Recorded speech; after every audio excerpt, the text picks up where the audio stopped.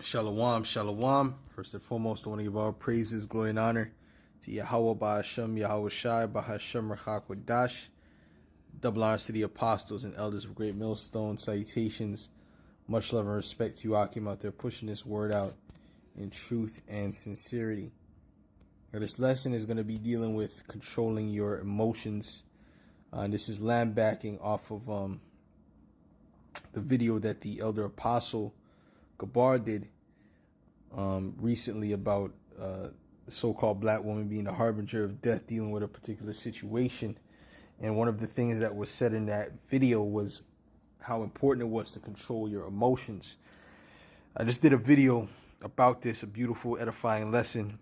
And of course, Satan had it where the sound cut off again on that video. And that's the worst, when you do a lesson and you believe it's edifying and then the sound just cuts off. That's one of the worst feelings. But hey, we got to keep going, you know. This is Proverbs 1.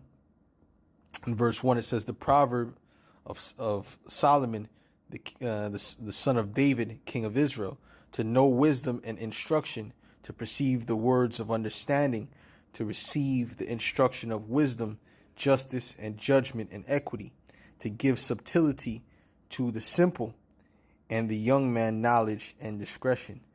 Okay, and what I did was I went into the word for subtlety, because you have to learn subtlety when you come into this truth. Okay, it says it's a noun, the state or character of being subtle, thinness, finesse. You see that word finesse? I use that word often, you know, to finesse a situation. You know, when you speak to the police, you got to finesse the situation. You know, when you speak to get a job interview, you got to finesse the situation. You don't go to a job interview with fringes on and a garment talking about I'm a Hebrew Israelite, so you're an Edomite, so you better give me a job so I can give you some mercy in the kingdom.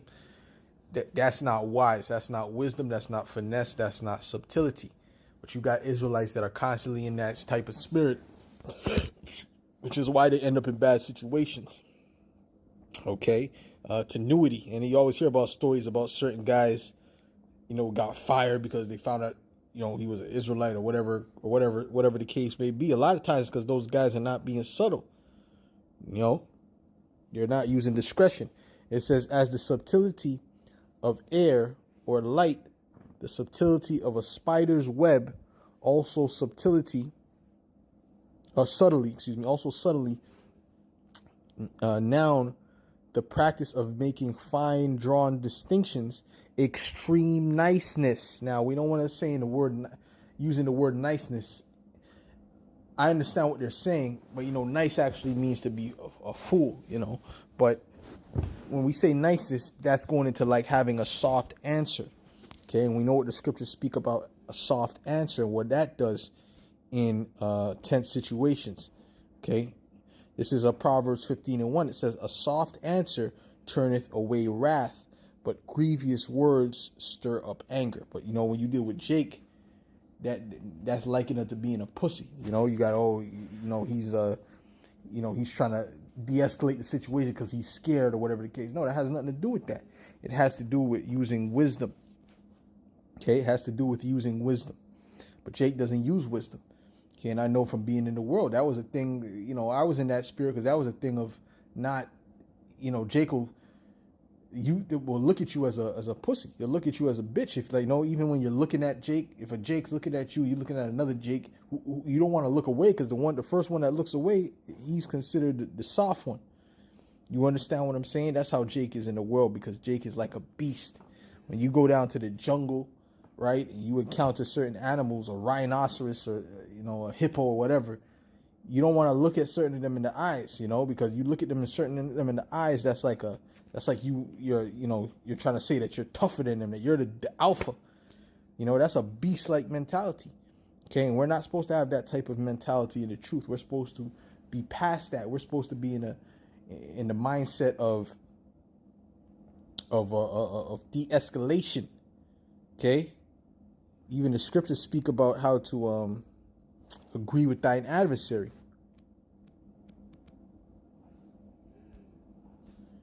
Okay, this is Matthew 5:25. It says, agree with thine adversary quickly whilst thou art in the way with him, lest at any time the adversary deliver thee to the judge, and the judge deliver thee to the officer, and thou be cast into prison. And we see certain jakes, they'll come and they'll know they're Israelites, and they'll get stopped by the police, and they'll say, nah, I'm not rolling down the window, I'm a Hebrew Israelite, you Edomite.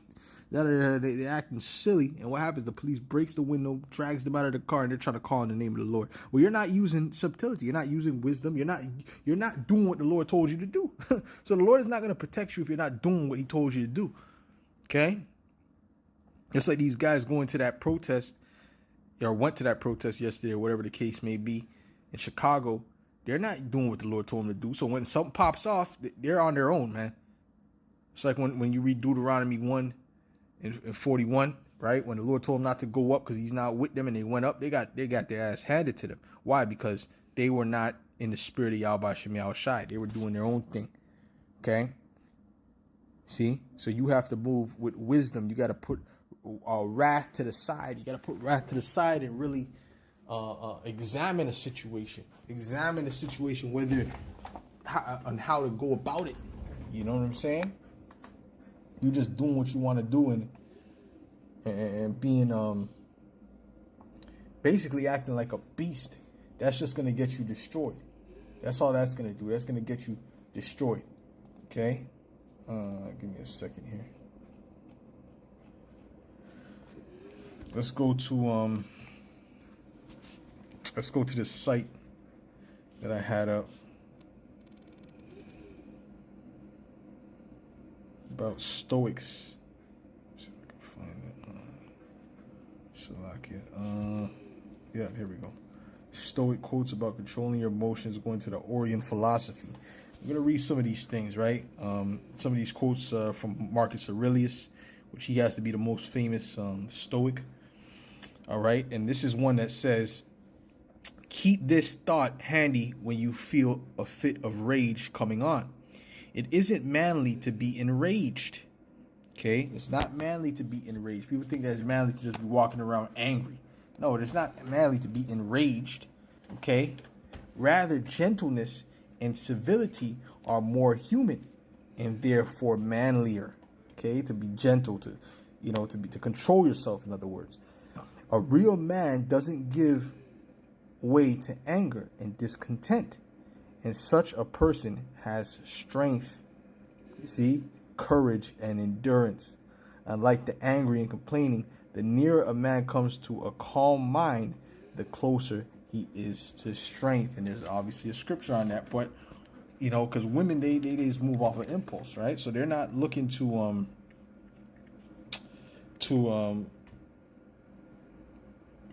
control themselves. They're just doing whatever they feel in that moment. And I've seen it where they put themselves in a terrible position by doing that. Okay?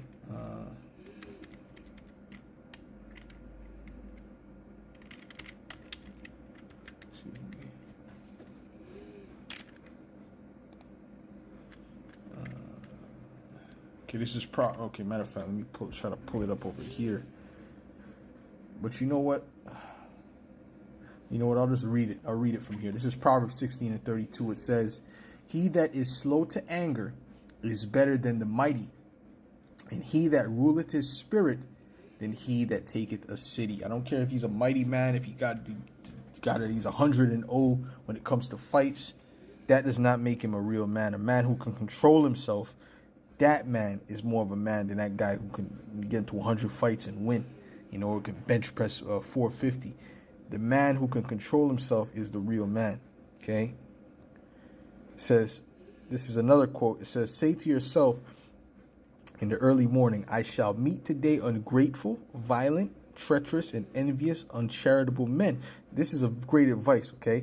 This is what you should say to yourself before you leave the house. You're going to encounter these people, man. The world is full of wickedness. It's full of wicked people that are not in the truth, that are demons.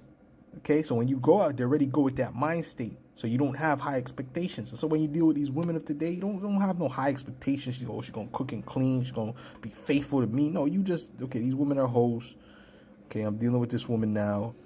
All right, she's here for a time period, but she might get bored, whatever the case may be, whatever, and then it's on to the next. Okay? If you have all these high expectations, that's how you get disappointed. That's how you get angry. That's how you get, you know what I'm saying, flustered when things don't go the way that you want them to go.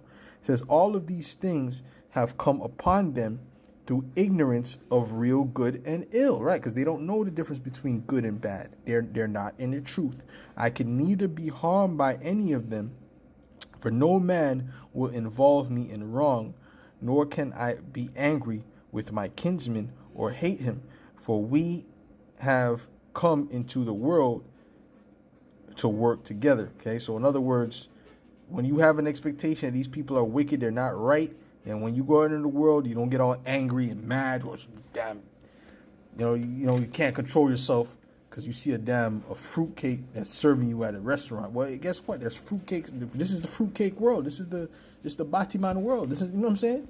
What you gonna do? You got to learn how to control your spirit. That's why Paul said, what? I keep under my body. You have to control yourself. Okay? It says, when we act pugnaciously, okay?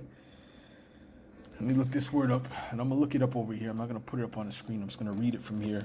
Keep the screen up because it's on my phone. Pugnaciously. All right, I looked it up before. Let's look it up right now again. It says eager or quick to argue, quarrel or fight. Yeah, quarrelsome. Someone who's always ready to fight, always always down to fight, always, loves to fight. That's someone who's pugnacious. Okay? And injuriously and angrily and rudely, to what level have we degenerated, if you're like that? To the level of wild beast. Well, the fact is that some of us are wild beasts of a larger size, while others are little animals, malignant and petty. Yeah, a lot of you guys are like wild beasts. A lot of you are not in the spirit. You just go based upon your emotions, and that's gonna put you in bad situations. Okay, and a lot of these guys are claiming to be leaders, so what are their congregation? They're wild beasts too. All right, and Jake in the world is definitely wild beast, so you gotta keep your distance. This is 2 Peter 2:9. It says, Yahweh Shem Yahushai knoweth how to deliver the godly out of temptations, and to reserve the unjust unto the day of judgment, to be punished, but chiefly them that walk after the flesh. Right, because we're supposed to be walking after the fruits of the Spirit, not after the flesh. In the lust of uncleanness and despise government. Presumptuous are they, self-willed. They are not afraid to speak evil of dignities. Whereas angels, which are greater in power and might, bring not railing accusation against them before the Lord. Right? So they don't care what they say. They don't think about what they say. They just, because they're mad, they'll do whatever. And the Lord is going to destroy them. But because they're like brute beasts and they don't think, they can't assess the situation.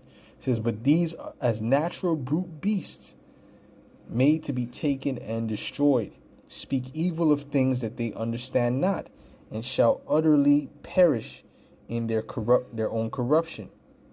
And the scriptures say in the tongue is life and death.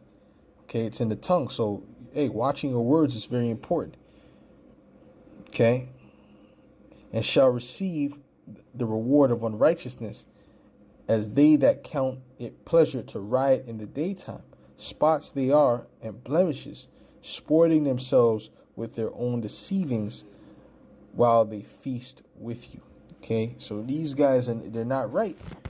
Okay, they're not right because they're not controlling themselves. They're not keeping themselves under their bodies. They're not using discretion. They're not using self-control, which is a major part of being a man and a major part of being a man of the Lord. Okay, you have to learn that. You have to learn how to have self-control, which they do not have. And that's why a lot of them end up dead. They end up in jail because they don't exercise self-control. All right. So ultimately, man, so brothers, when you go out into the world, you know, and you see how these people operate, you have to, you have to just kind of let it roll off of your shoulders a lot of time, and don't get all emotional behind these things and how these people act. But you know what? Let me calm down. Okay, as the scriptures say, be angry and sin not. Okay, and let not what? Anger go down upon, let not wrath go down, let not the sun go down upon your wrath. So you have to get yourself controlled, control yourself, contain your spirit. Contain your spirit. Okay, so that you don't end up in a bad situation, because the Lord will teach you, man. Especially if you're one of his, he'll teach you. He'll spank you, okay? And show you, listen, man, see, this is what happens when you become impulsive. All right? So this was shorter than the original video I made, but through the spirit, I'm going to keep it nice, short and sweet. And I'll say, Shalom, all praises, glory and honor to Yahweh, Ba'ashem Yahushai, Chai and Apash, and I'm out.